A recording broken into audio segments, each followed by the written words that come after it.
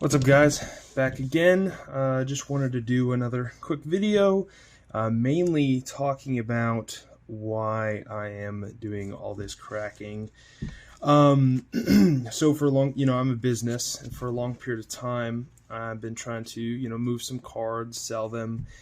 And right now, it's a little bit more in the favor of having PSA, and because PSA is back up, and because the grading fees have come down. Now they're at about $15. Well, for certain specialty cards, for $15. And that type of price you really can't beat. I know PSA has been the major market mover for a long period of time, and for my personal collection, I will keep grading with PSA for my personal collection because I do like the label. Some people complain, but I don't have a PSA slab here right now, but just comparing the labels with a PSA label, I mean, it really doesn't tell you much. And I'd rather have something that says too much than too little. It's very acronym like on PSA slabs, and I personally just don't like that, as well as just how actually clear these slabs are. Obviously, you got a bunch of glare and everything, but how actually clean these are. As well as the subgrades. I like to see why my cards got the way it is. It is unfortunate that PSA did change. It's pretty much proven. There's a bunch of statistics out there that they did change their standards somewhat, and they changed their standards where now pretty much all the prior. I have another old slab here. Yeah, here we go. Any prior card. This is the old, this is the new. You can tell the color. They did this color because of the centering issue they had. Obviously, with PSA, there's the joke of CGC grade centering so hard, but they can't even get their label centered. Yeah, so yeah, funny. But anyway, so yeah, all old CGC labels are pretty much at or a little bit below what they would grade now. So this one, centering is probably 9.5 now, and some of these are 10. You could pretty much, give or take, move up 0.5. So a lot of people resubmit their old CGC slabs for that upgraded grade, but with cards like these that are already at a 9.5, they're pretty a safe bet to go up to a PSA 10, why I pulled this one. But also with this Squirtle, obviously old label, a 9, surface 9, edges 9.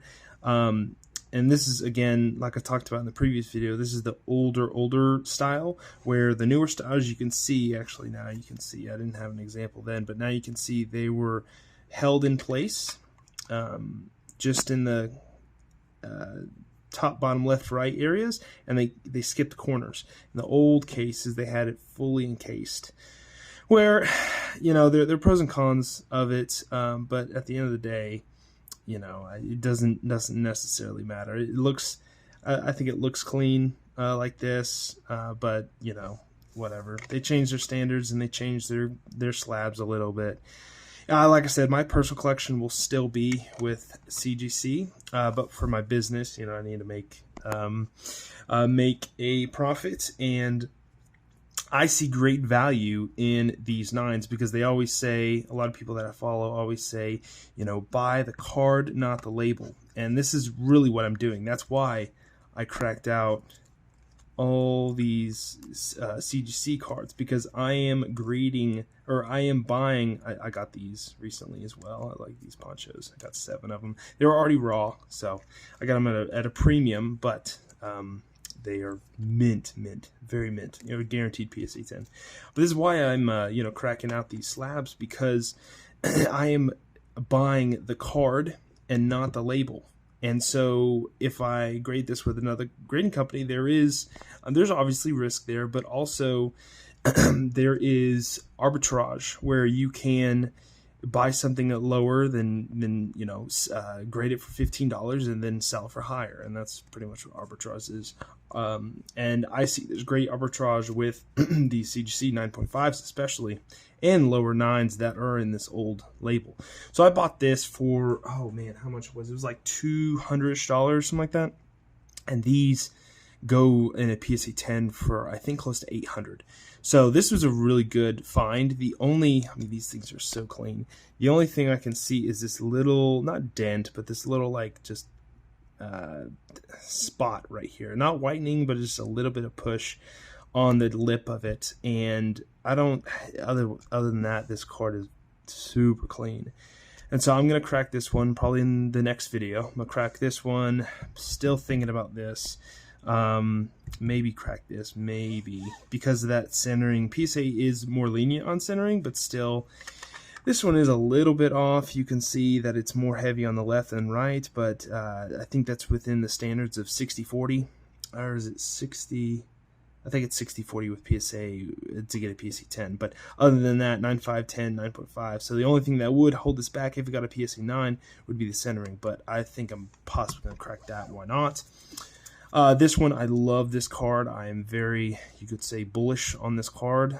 Kanazawa, just the artwork. Obviously, you see these two artworks are kind of the exact same, but the main difference is that this one right here came in this Kanazawa box that was retailed for, I think it was it $50, $60? I think it was even $40 maybe in Japan, Kanazawa, Japan, and it only came in that box. And when it hit the secondary market, it skyrocketed up to, I think the highest it was $600 at the time. Then it came back down, and now it's hovering around $400, $500. So that one's extremely more rare than this one. This one they just gave out at the Pokemon Center on Kanazawa. I think you had to buy with I think $15 worth of stuff, and you get this, or even you walk in and you get this. So, but it's just some of the best performing cards were given away for free. I'm not so certain this one was given away for free. This one, obviously, Munch Pikachu or Scream Pikachu was given when you went to this museum in, I forgot what part of Japan, but in Japan. And I think, oh yeah, that's right, you had to buy a ticket. And then if you, with your ticket, you got a Pikachu. So super cool, very, very expensive card. But anyway, you know, some of the best cards in the hobby were given away as free. This one, a lot of emotions with this guy. I just got, I was supposed to get 4, but one of them was damaged and I sent them back. But special delivery Charizard, great art. I went in with when the special delivery Pikachu came out, and I got all those cards for free. And now I got one PSA 10, and then PSA 10 is very expensive to get, but one PSA 10, and then I had about 5 PSA 9s. But even a PSA 9 is like $150. So, but this is special delivery Charizard. Right now, raw is going for $40, $50. But again, this was free. If you spend, now there's a lottery and all that kind of stuff, but if you spent like $25, you got this for free. So, saying all that, the biggest cards that were given out in Pokemon, and the most expensive ones, majority of them were free. So really cool. Anyway, I am really bullish on this card. I love this card. I love the design. Love the colors. Fun fact: that's a female Pikachu because it looks like a butt. the tail. The male is sharp-ended. But yeah, the female Pikachu, and this was obviously given at Kanazawa Pikachu or Kanazawa, Japan. So really great card. Next card, you'll make connections between the Munch Pikachu and these. These are the post office or the postal stamp. The stamp. They were given a post office, but they're the stamp promos.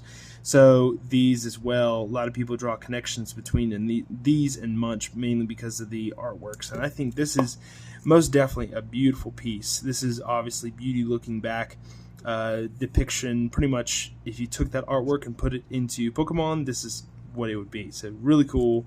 I don't know if they had to pay the original artwork or whoever owns the right to the original Lady Looking Back artwork, maybe the Japanese government, but maybe they had to ask permission for that, as well as this one. I forgot what the original, I think it's a flock of geese, or oh geez, what is that?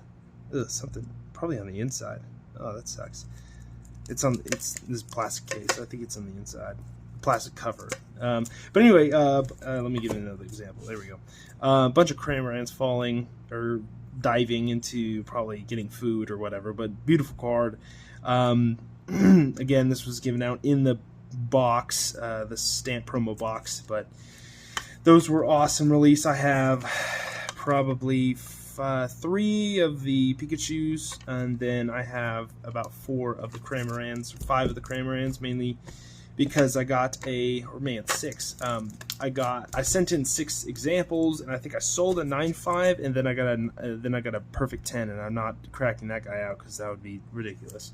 So anyway, beautiful card. I'll be thinking about cracking those out, maybe just to move them, especially the Cramorants.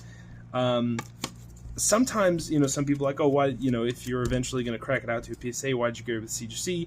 Well, there's something to say about them being protected. The best way to protect a card is in plastic, and the best way to store it and just to keep track of it, I really like. And things could have came out differently where CGC didn't change their grade standard, and people value these at the same standard or a little bit below PSA, but it just doesn't make sense to sell at a CGC at 9.5 right now, where you could just turn in the same card, possibly get a PSA 10, and then double your value. So I am probably in the next video going to crack out these cases, these slabs, and yeah, I guess I just wanted to go through what I'm actually submitting. A lot of Poncho Pikachu stuff. This is the Tokyo, Mega Tokyo that came out, Pikachu that came out 2014, so pretty old. I got 3 of them in a 9.5, cracked them all out, beautiful card condition. Obviously, you already saw Luigi, and especially Pikachu's. And the others, I got some more cards from, there's some more around here, but I got these from V-Star Universe. V-Star Universe is a beautiful set. Some girl was selling a bunch of these. I sold her some, I think, 10 Cosmic Eclipse packs, and I valued them at like $10 each. And I got a bunch of these cards from her, pretty much all her pulls from, I think it was 3 boxes. Great value for me, but oh my gosh, I love these cards. Look at this. Look at this Zacian. Oh my gosh. Or Zacian, whatever. Or Zamazenta. The Sword Dog. Look at this. It's beautiful. I really like the texturing. Oh my gosh. Even though this is a V and it's probably not going to be worth a bunch, I think just having this type of art is beautiful. This Suicune is very popular. Very popular Suicune. This Entei. Some people don't like this artwork, but I find it. I love fire, and especially gold in in cards. And then obviously this Palkia is oh my gosh, beautiful. So submitting those, and then just submitting a bunch. You've probably seen a whole bunch of these. Obviously all these are horribly, some of these are horribly off-centered, so I may even just sell them raw on eBay. But really off-centered. But I mean, how can you go wrong with these, honestly? I've cracked a bunch of those boxes, but yeah, beautiful. Not crystal, what am I talking about? Glass shattered Charizard from the what's it called, deck box or whatever. Those are a good pickup if you can get them well centered. I got a bunch of them for like $15 each, the whole set on Pokemon Center. That was a great deal. And these were all cracks. I think I maybe videoed this or maybe not, but this Celebi, this is actually a promo. Celebi, when Silver Lance came out, they gave these out, again, free card, gave these out when you bought the newest set, Silver Lance. So I got a whole bunch of them in the 9.5s, sold one in the 9.5. One of my buddies really wanted it. A lot of the newer collectors really prefer CGC, and I think that's due to just all the whatnot streamers and everybody in. I mean, they're great slabs. I love CGC slabs, but you just don't get the value from like a PSA. Why would I sell my card, as SM Press would say? Why would I sell my card at a deep discount?